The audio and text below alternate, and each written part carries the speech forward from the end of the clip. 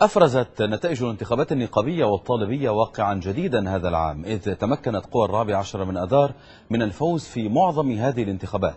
فما هو مؤشر هذه النتائج، وبالتالي ما هو انعكاسها على الانتخابات النيابية المقبلة؟ الجواب في تقرير ربيع شنطف. 12 نقابة من نقابات المهن الحرة جرت فيها الانتخابات لهذا العام، وقد أظهرت النتائج تقدما كبيرا لقوى 14 من آذار على حساب قوى 8 من آذار. هذه الانتخابات الطالبية والنقابية بتشكل مؤشر عن تحول بالرأي العام، عن حالة الرأي العام بسموه المود.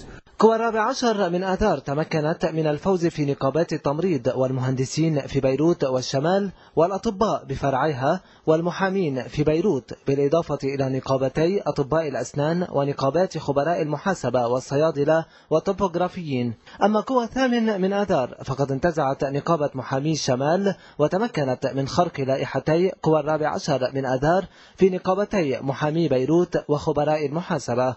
وفي المحصلة فقد فازت قوى 14 من آذار ب5 نقباء من أصل 6 و45 عضوا من أصل 51 جرت عليهم العملية الانتخابية.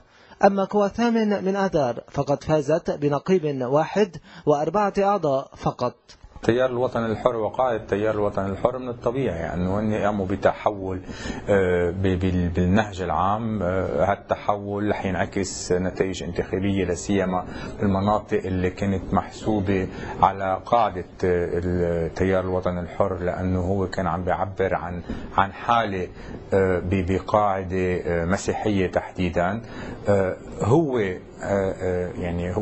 جرب يعبر عنها بس بدل بخياراته. طبيعي القاعدة بعد محله والتيار السيادي الاستقلالي بعده محله.